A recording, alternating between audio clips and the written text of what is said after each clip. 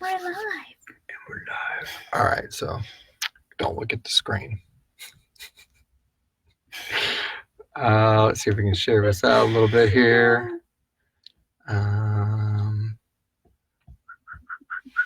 Give your phone.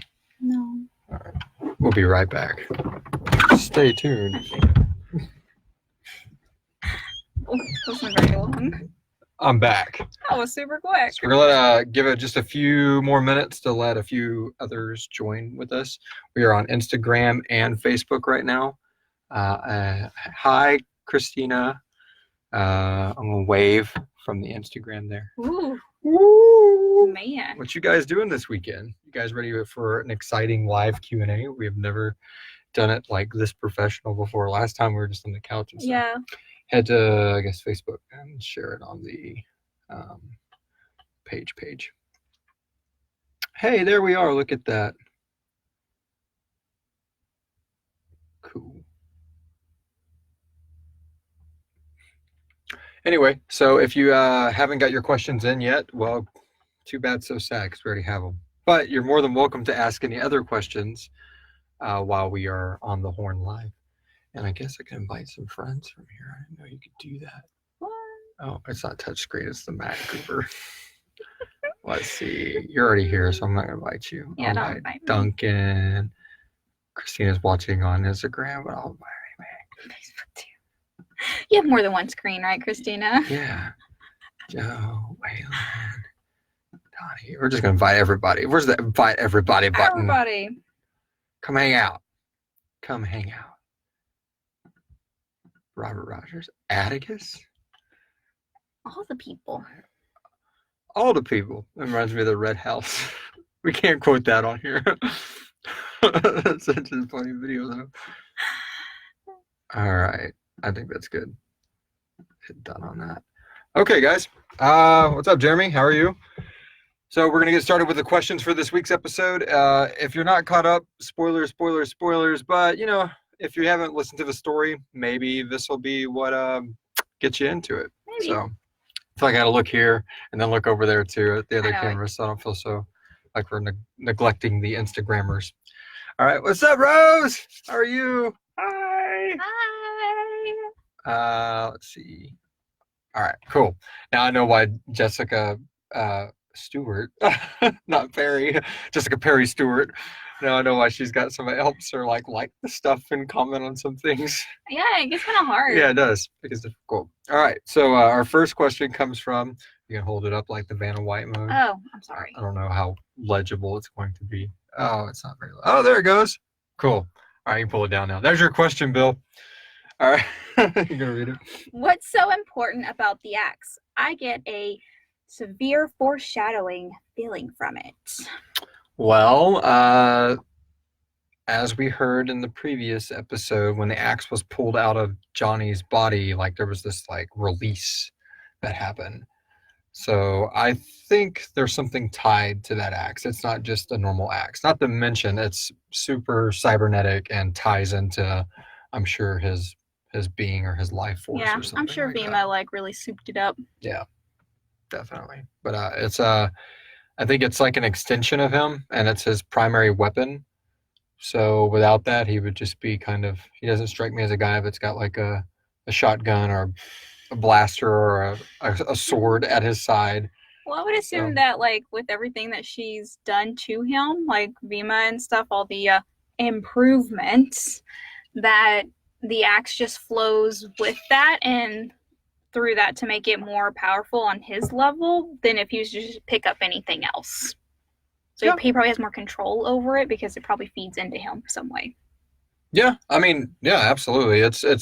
I think there's some kind of power that flows through it too. That's not just through him. I bet you it's got some kind of ability to probably exist in and out of scary and things like that. So it's probably been augmented itself. So if you're just joining us, we are just kind of going into our questions, but feel free to ask some questions in the comments or make comments in the comments, and we'll take a break here and there to kind of go over some of those. And if you have any general questions about the podcast, go ahead and throw them in there if it's your first time kind of joining in. We do a weekly Q&A every week, and but we typically don't do it live. But No. since this is the halfway point of our season, Ooh. this is episode 8 out of 16. We decided, we'll do a live one today. Why not? Halfway. You know. All right. So, what's our next question? Our next question. See if I get it to. There we go. All right. Comes from Waylon. How inspired is Avery by the T-1000?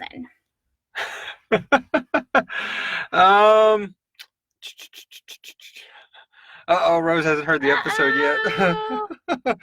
Oh. Yeah, you might want to step out then, Rose. Come back. It'll still be there.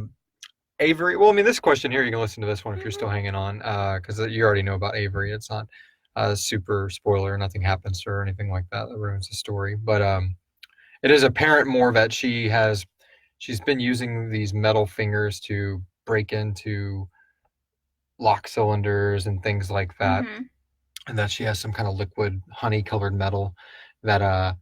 Okay, cool. Stay with us then. But she has like these like a liquid honey-colored metal flowing through her. And in this episode, at the very beginning, she just like shoves these spikes through the door, and that was very, very inspired by the T-1000. Like honey. Yeah. So I imagine taking like the T-1000. Man, what's that? I can't remember his name. The guy from he's been in so many things. The guy that played the T-1000. He's done a really good job of. Yes, I'm looking for John in that movie, and Avery is still very the same way. Like, Mr. Dalton, we like this, and then when she like clicks crazy, like the emotion drains out of her face, kind of thing, and she just turns into this complete psycho. So, and Avery is way more machine than she is human at this point. I think it took, after what Doc did to her in season 3, it took a lot of reconstruction to get her back to where she is. And not to mention, memory serves correctly, she was scarred and thrown at her feet. Yes, she was. So she's a scarred synth. So it makes her a little special. And again, if you didn't know, Jessica Perry Stewart from Vanilla JP Vanilla, there we go. The singer and creator of Vanilla Sugar, the band, is the voice of Avery, and we just love her so much. Yes, we do. She's local Houston with us, and we've shared stage a lot together. And she does a very similar Q&A like this every Thursday for her project, where she takes a bunch of questions about her tour and her arts and her life and things like that. So she's very talented, so y'all should check out her band. Oh yeah, about to release an album next year and go on tour and all that. I mean, she goes on small tours all the time too. And she gave us a shout out. So we love you, Jessica. Thanks for giving us a shout out, because she was so cool in this episode. All right. Alberto De Jesus, Patreon supporter. Oh. All right. Okay. That's just to give you credit. We're going to read it. No, I'm not. I'm just kidding. With absolute power, with his most successful benefactor, Vima, what is his real gain of terrifying her into scarring? Is this his personal weakness, since Vima has been only loyal to herself? I don't think it's a weakness on his part at all. I think it's a control tactic. Yeah, that, and I think he is scared of losing her, but not because of losing control of her. It's just where she stands right now. If the anathema hits, she's gone. Mm-hmm. So all that control over all those synths, all those synthetic, all the synthetic stuff, everything that she's built is like basically in her control. Yeah, she's dead. He doesn't have the knowledge for who's that. Who's going to take care of it? I mean, and even if he did like help her, I mean, how like was kind and things like that. I think in his own twisted brain, I know it feels like in this episode that he's massively picking on her, but I think in his mind, he's been very kind and very lenient, and he's just done at this point. He knows that they're getting closer and closer to whatever they're trying to unleash, and that it'll consume her and it will kill her. And the reason she doesn't want to do it is because she's scared. Mm-hmm. And how can someone so brilliant that knows the interworkings of all these different like arcane methods from like Sirenicide and the USG all the way up to creating cyborgs and vampire, knowing what vampirology and all that stuff is, be so, I don't want to get hurt. But you got to realize it's her phobia. I don't think we ever really dive into it really. She's just scared of being in pain. Like that's like spiders or snakes to some people is being in pain to her. Like she doesn't want to be in pain. It freaks her out. So Well, for like, I would assume for her, like, being in pain means losing control.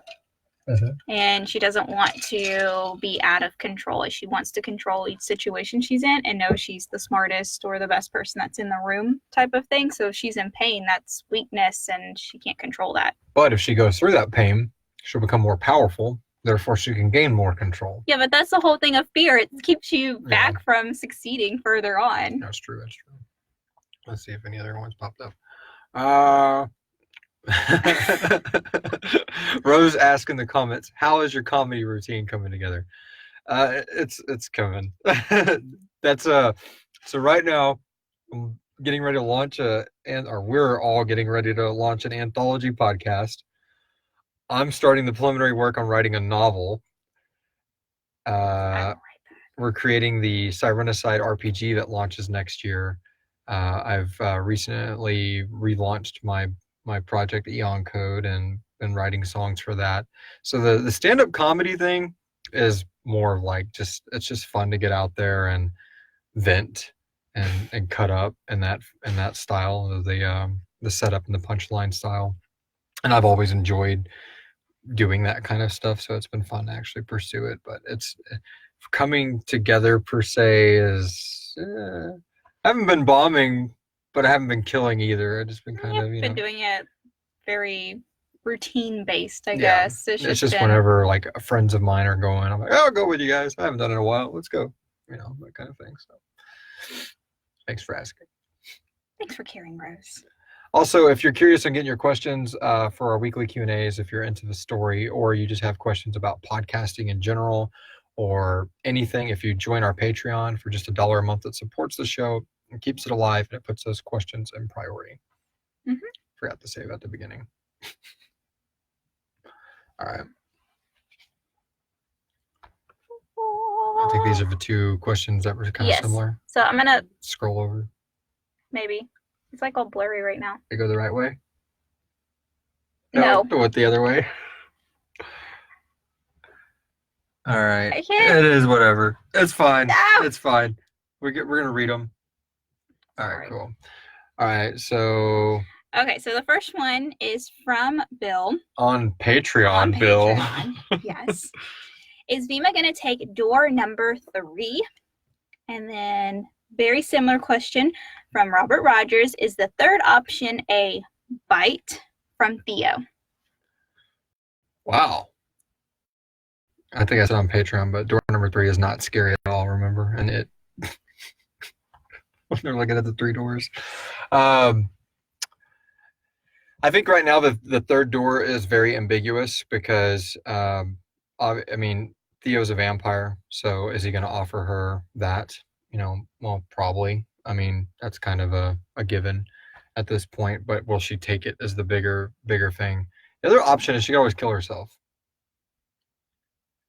I guess that's always an option. I mean, all this stuff coming, you got the leader of this huge faction at your throat, Doc. You created all this. You're about to end the world. You can't. I mean, that's quick and over. And she's kind of a coward at times. So. And where do you go from that? Yeah.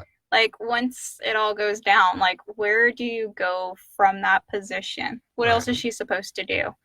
And we know she's already like super saddened and depressed and hasn't recovered from losing Rima, her sister. So I think that definitely could be an option where she's just like, I don't care.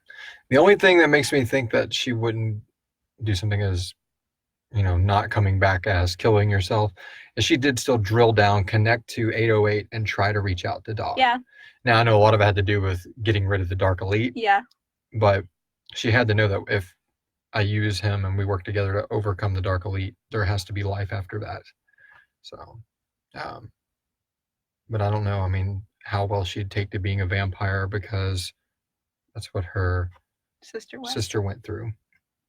And so she knows, like, in her core, being a twin, that they were connected, that she kind of got an idea of like how it feels. She felt her die, and then she felt her come back, and then she felt her die again, and it didn't come back. So between that first death and the rebirth, I mean, between the rebirth and her second death, there had to be some kind of maybe connection she still felt to her, but it was an undead connection. Yeah, it was just different. So we'll see. And this one is from Maya. Why is Theobald so keen on Vima? Because she's hot. It's that shallow. Theobald like has like a stack of like Maxim magazines in his suitcase, and he comes to America because he wanted to tour the Playboy Mansion. He's just here for titties and a good time. That's Theobald, the shallowest character on our show. That's how my stand-up routine's going. Just that good, guys. You really wanted to know that's what you get. No, Theobald sees completely Vima like as him. She's a plague doctor. She's engineering the next great mass extinction, something Theobald has worked towards his whole life. He learns that her sibling was a vampire and lost, and that she went after like the killer of her sister and annihilated him, and then freaking and partnered up with the leader of like what sent 808 out there, and has like literally ingrained her. He has got massive respect for her. I think that he's got a platonic love for her at this point, working with her so much on this. And I mean, Theo's a very mysterious character. So I mean, we learned early on in the season that he killed his sister. Oh yeah. But we don't really understand the circumstances of it, and maybe this is a semi-redemption for him with her, like feeling. I always kind of get the vibe that maybe him and Thalia were more at like a competition. Yeah. Like in line for something, maybe not necessarily in line for something, but a competition of maybe who's more brilliant or who can succeed more. And as far as like the whole redemption thing, he just respects Vima because she is so smart and someone that can actually talk to him on his level with how knowledgeable.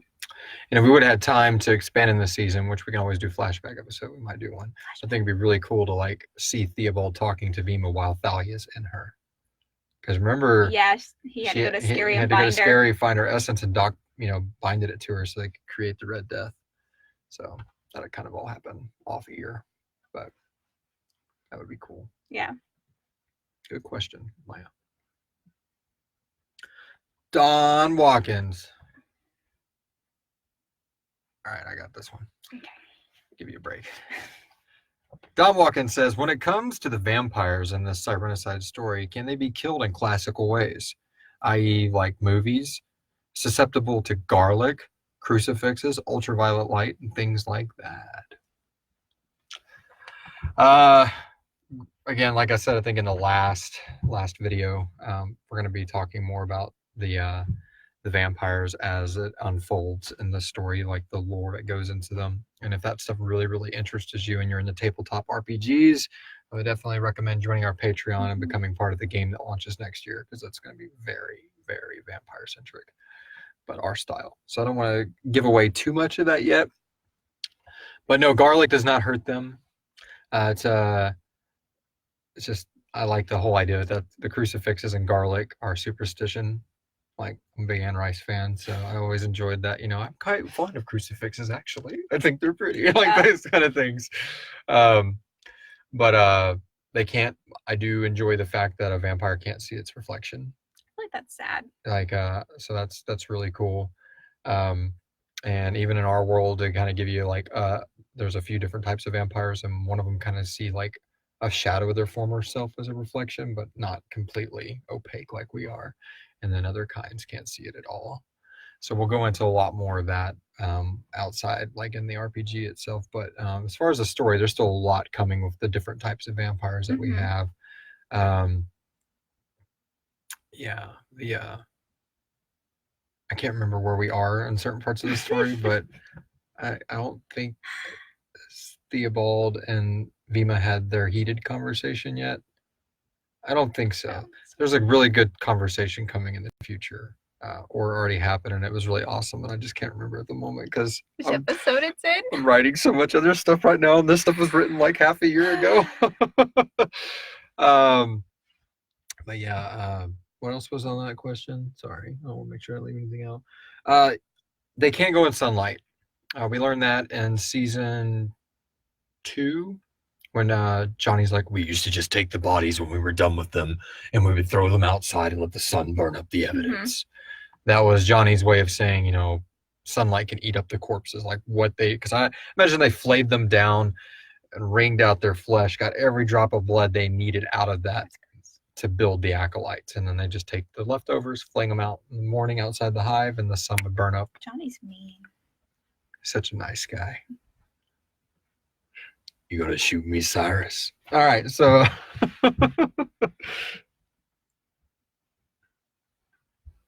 I like this question. From Brandon. Is there a single person in the dead that likes Doc's German spokesman? No.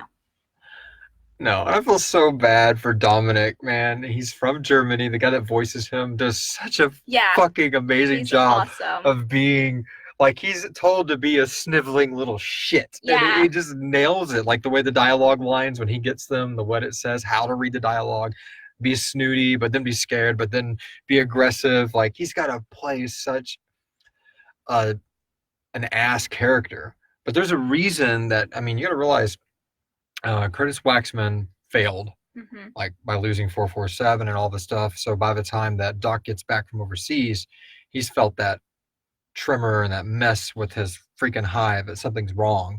So he's like, you come back with me. So I would assume Hans is not the most elite one from Europe because he's got to leave those hives functioning, but enough to where he can get the central hive of Morstan back on track. He's probably just not coming in at a very good time anyway. Yeah, because you realize he's like, would you like me to clean this up for you in this episode? He's still very respectful. And then when he's like, nah, make her do it. He's like, cool, clean it up, woman. Yes, you know. Woman. But before that moment, he was willing to still ceremoniously take care of everything. Yeah. So he's been doing this for a while, you can tell, like essence transfers and things like that. I love Ryan Wendt, who plays New Doc. He's like, bucks you in your German Nazi sounding bass or whatever. He just nails it so much because you just want to like, he's tied up, but he's like, if I didn't have these ropes on me, I'd just murder this little shit. So, yeah, I thought that was funny. Bring that up. Alberto again. Given the right circumstances, would Doc take over the body of a female or the body of a modified acolyte? Reasons why he would or wouldn't. Well, Doc is older than the story of Jesus Christ, is what Johnny said in season 2. So I think he's probably had a female integument before, especially if he needed it.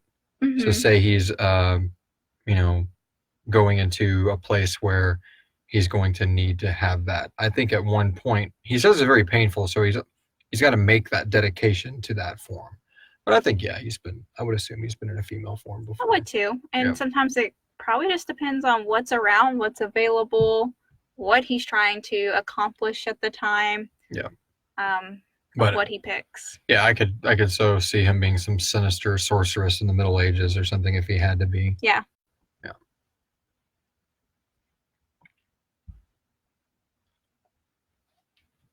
Duncan McPherson, producer extraordinaire, the man. Okay, so Duncan, it's so intense. What happens with Doc? Is there a recovery period from an essence transfer, or is he just good to go now? I think that it's pretty instantaneous. It's like an immediate revitalization. I'm sure it feels the opposite of he needing to heal. But he gets off that table and he has a dagger in him. He just pulls it out, and he's like, "Oh yes, finally!" He sounded pretty fine to me when he got up from it. You see this? He's like, just, oh man. So, and I really think there's no healing period. Plus, we learned back in season 2, episode 8, when Evelyn is first made, when she's a sick old seer, Uh-huh. And she says, "I'll tell you my vision, but I want this young body." I mean, when she gets up, she's like, "You're a god." She's not like, I need to lay down.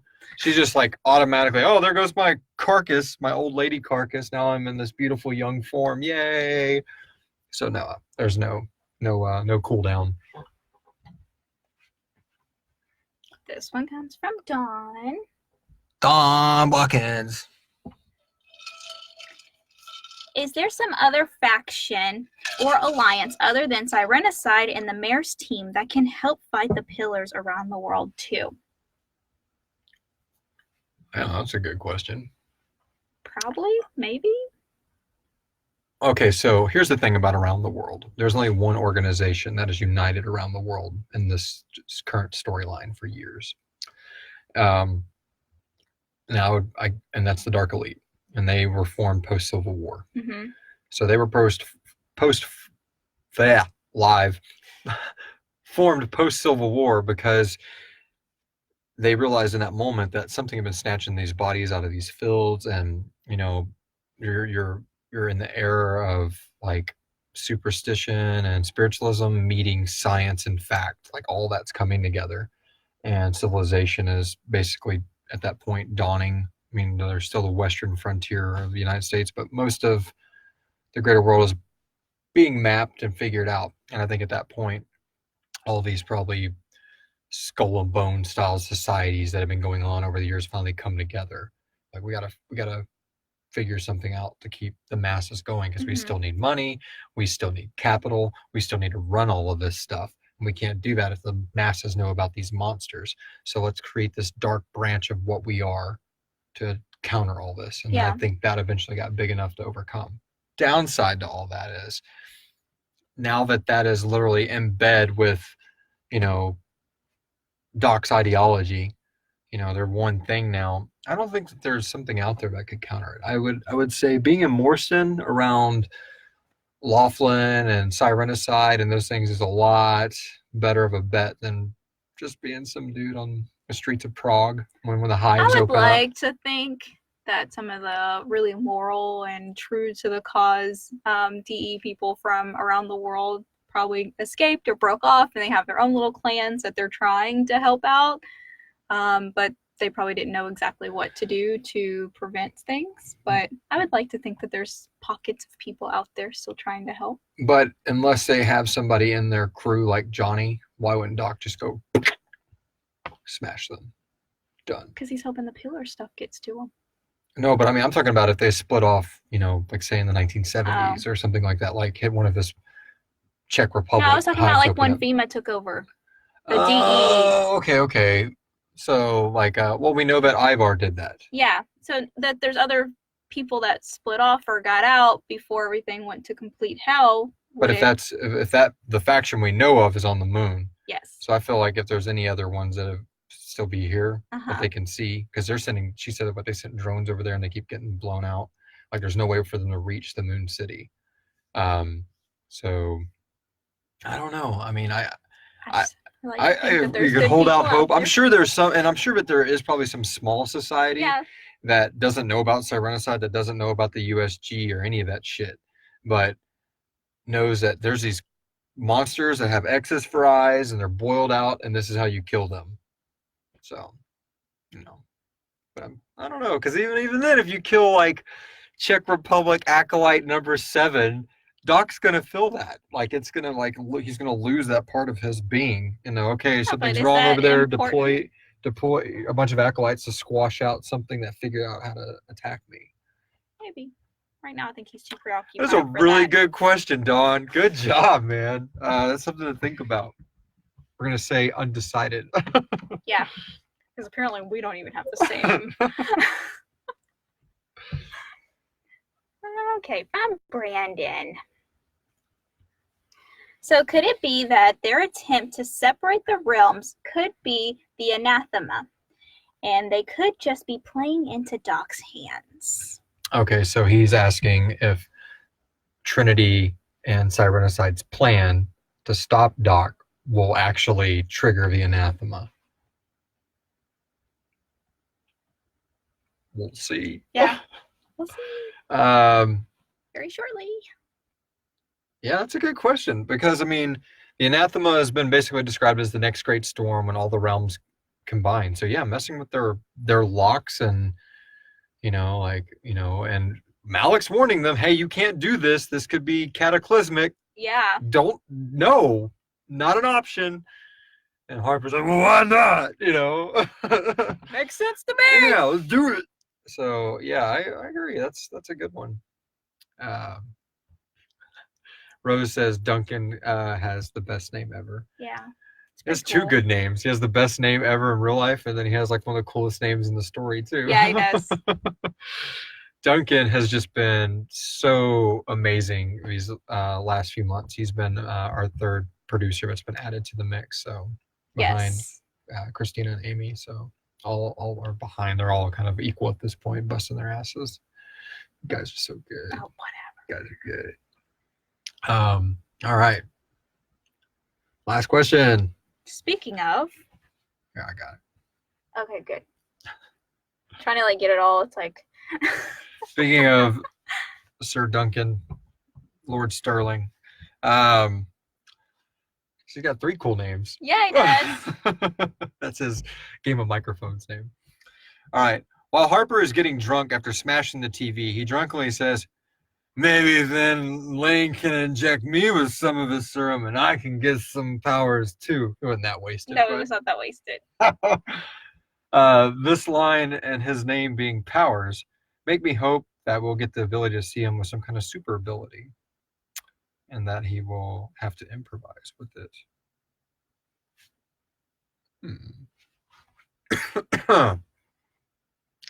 Duncan, you're cheating. No, I'm joking. Messing with you. I think that's relevant because, I mean, not too much of a spoiler because he is saying that kid had those powers and Laughlin injected him with that. And I'm sure that off ear or off camera, however you want to look at it, that they've had some conversations about this kid more. And I mean, he's got nothing to lose. So if someone was going to inject themselves with something that could kill them or hurt them, but also could help them if it didn't, he would do it. It would be Harper. So, yeah, then Powers could have powers. Go planet. All right. So that about does it for the Q&A as far as questions from everybody that pre-sent in their questions. Thank you guys so much for sitting through us with one of these. Live obviously has way more ams and ums. It's a whole lot more in the ice format that we do, and we haven't done an ice episode in a while. I'm not sure if we're gonna do Instagram next time because it looked like there was a whole lot of traffic other than Christina, so we might just keep it here in the big group. But for all you guys that joined and said hi, and we appreciate it. We like doing the live ones. We like doing the ones we get to edit too, because I love doing video editing. But again, next week we'll be covering episode 9. Yes. Yeah. Let's see, what is that one? I'm not gonna name it. Nope. Yeah, I'm not gonna name that. Don't name it. Yeah. This one was Upon an Altar. The one before that was The Ascent. So yeah, we're at the halfway point. We're at the halfway point of the final season of Sirenicide. Yep. Shit is about to get real. And real quick. I want to thank all of our Patreon supporters again for pledging $1, $5, $35, whatever the hell you've done. It has been so great at making sure that we can keep the show running and keep paying for everything into this this final episode or season. Sorry. And yeah, if you want to donate and keep the show, we are trying to hit 96 patrons before the end of the year. That is our big Sirenicide goal, to keep content going. Again, this is the final serialized season. This is not the end of this universe and its stories and all its characters and lore we built. It is the beginning. So if you want to help launch that into the anthology style, anything you donate to the current Sirenicide Patreon will go to Hearing the Haunted. Yes. And if you haven't heard, Hearing the Haunted is our anthology podcast that's coming next year. So stay tuned. Yep. Got anything else? That's it. Any other questions before we go? Do, do, do, wait for the delay. There's a slide delay usually. It can be.